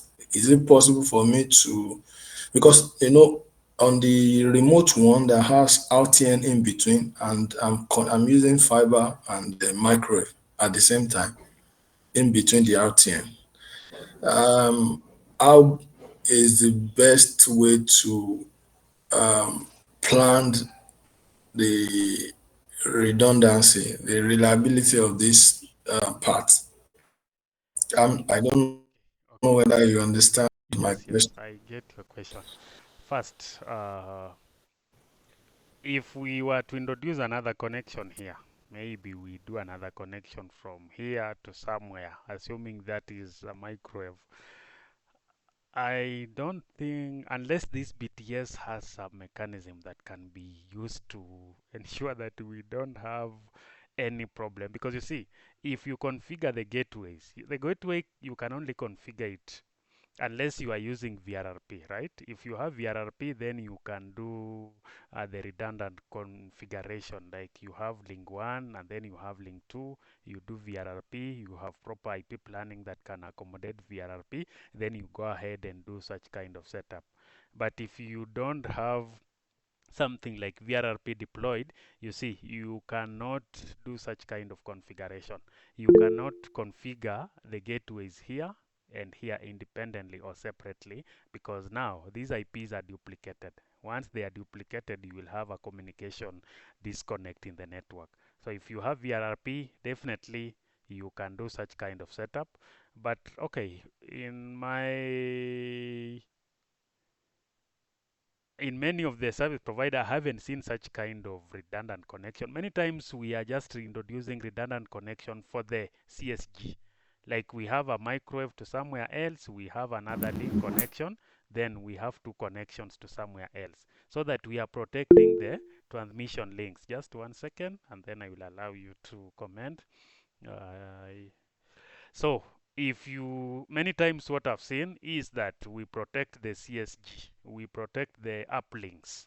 So you have two uplinks from the CSG to remote locations. Your services can either go through the primary path or it can go through the secondary path, because that is very easy to implement. You just need to ensure that you have protocols configured on those links, and then you can go ahead and have redundant links, either through microwave, through fiber, or any other mode of transmission that you have. But for the BTS, I haven't seen any scenario where we have multiple connection from the BTS to another remote site, and then you do VRRP. I don't know, maybe someone else can comment if you've seen such kind of setup. Martin. Yes. No, I think if just my thought, if there's fiber to the BTS, ideally, it means there should be a local router, right, a CSG on site. So in this case, just the way it's usually done, we don't route the L2 VPN, the VLANs for the site by microwave to another site to drop them. The microwave is just used to route a network link via microwave, not the actual BTS traffic. So the microwave in this case will just be acting as a network link for the CSG rather than pushing the BTS traffic. That's the way the normal standard setup, right? Yes, You yes. don't go and route the actual BTS traffic itself, the raw VLANs on the microwave to the other side. No, you just route a VLAN over microwave then you create a point-to-point between the local system. Definitely, if you have a fiber locally, there's a very high chance you'll have a local route on the site, right? So you just route a VLAN over microwave as a redundancy IGP link, and you just use IGP cost to offload that link. I think that's usually the standard setup. I've never seen a scenario where you're dual homing the same bit, connecting the BTS separately via two transmission links to different CSGs. I don't know, maybe it's used in other places, but normally that's never happens. For VRRP to work in such scenarios, we have to have both first hop routers in the same broadcast domain. So I think that routed solution would be the better option. Otherwise, we would have to have the first hop routers both communicate in the same broadcast domain for VRRP to properly work.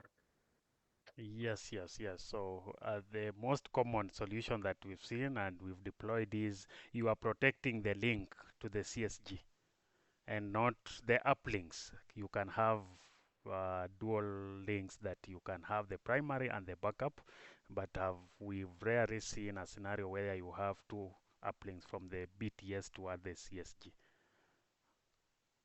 I think that is clearly Yes, answered. for same broadcast domain, for same broadcast domain, we would have to use some kind of switch. Otherwise, we cannot establish same broadcast domain over two different layer 3 links. Yeah, that wouldn't be an ideal setup, to be honest. Yeah. Thank you. Thank you for the responses. Leonard, I see you raising your hand. Philip, Leonard Philip. Yes, my question is on the HVPN Yes. because I'm a Cisco guy, and can you relate it in a Cisco way? Because I'm kind of new to Huawei. I haven't really done much with Cisco, but I assume they have a similar, they could be having a similar solution. I don't know how they refer to the UP, SP, and NP, but I can check it. Maybe I can try to find something for that. But currently, unless anyone who have done IPRAN deployment for Cisco on Cisco devices can respond to that. But I assume you still have similar setup, right? You are advertising a default route to the CSG or you are advertising specific routes. So if you are doing that, definitely you either have HOVPN or HVPN in place. Yes, Darren, I think you... Yeah, so in Cisco, we don't have the ASGs. So what I think, so what I'm doing is that we have just PEs, which is also stated at the site as well. So there are some PEs which are high end, and then there are some PEs which are slightly lower end nodes, depending on which purpose it's serving. So we can have like three main sites, okay? Yes. And then now we have some other remote core sites for aggregation. So we also have PEs in those remote core sites, but all of them are forming a what? IBGP with the route reflector. So we have also route reflectors deployed in two separate sites. And so from the RAN side, specifically, you're connecting direct. So you have a media gateway or a BSC connecting direct to the PE on that particular site. And now we just route them to the remote nodes that it needs to communicate to. So It the P means you have... is Yes, yes, go ahead. please. No, So just the go ahead. P in that's so we just so on the run side you just configure now the interface to the BSC, for example. You can do like 20 gig and bundle it, right, for capacity, and then you just do sub interfaces for different VLANs for 1M, media, signaling, and then now you just route those prefixes through the VPNs now to the main data centers to access those services. So what you allow, so the routing between the PE at that site and the particular BSC now, it's just basically static route most times on the BSC end, but this other on the side of the PE now coming inward in the main core network, you just since we have a route reflector, every route is just being sent to the route reflector. Whoever needs it will pick it up. Of course, the route Okay, yes, yes. got it. No, I got it. Okay, okay.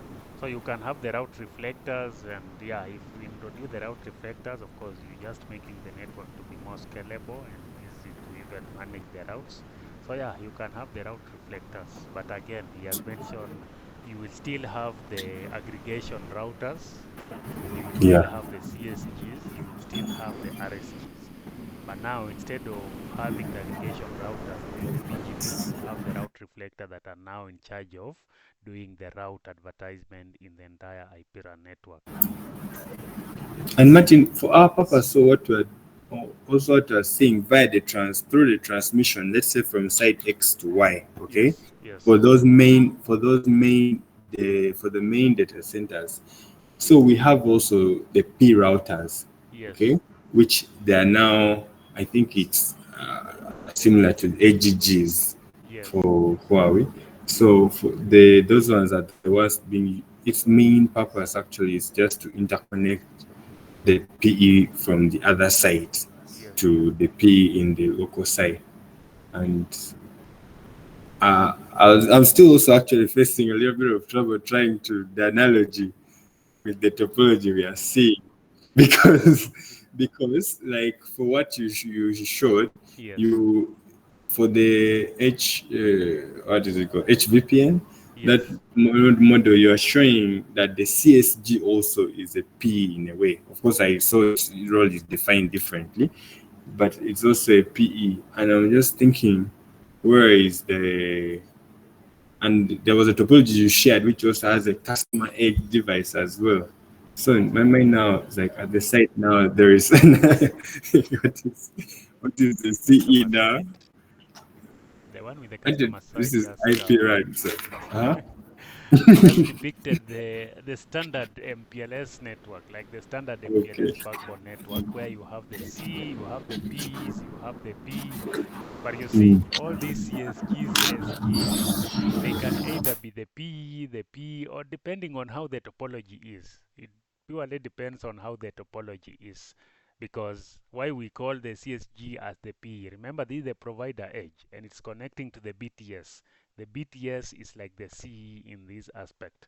So yeah, it all depends on the network setup, how it has been set up.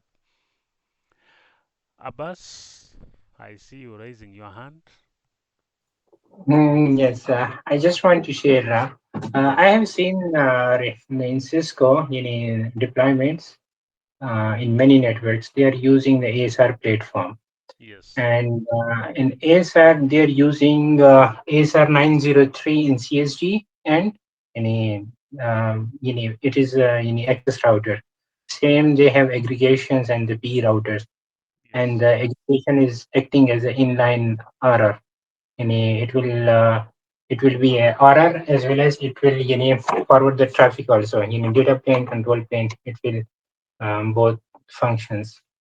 So they are using mostly ASR 903, 907, and on PE end they are using 9004, 9006, and 10.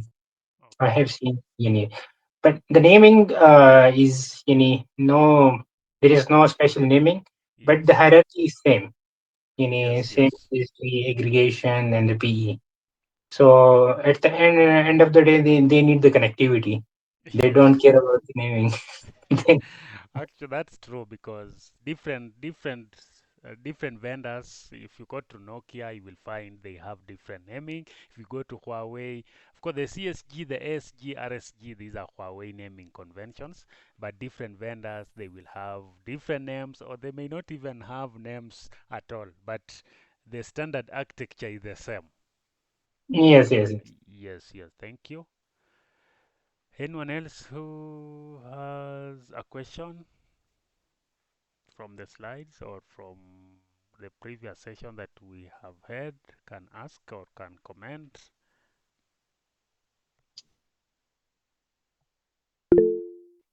Yes, yes, yes. It's just a suggestion. It would be interesting to observe the behavior of MPLS labels and label handling in case of HOVPN, especially the default route and the summary routes. How are labels handled or allocated? So it would be interesting to observe the behavior, maybe in some time later or for self-study. Just a suggestion. Sure, sure. When we do the lab simulation of the same, I'm sure we will have to appreciate how that one happens. So we will have that covered in the next session that we'll be discussing now about how you do the configurations. So we'll definitely do that. Martin, there is nowadays we are seeing that the networks are migrating from MPLS to the SRv6 in IPRAN especially. Yes, yes. So is there any chance we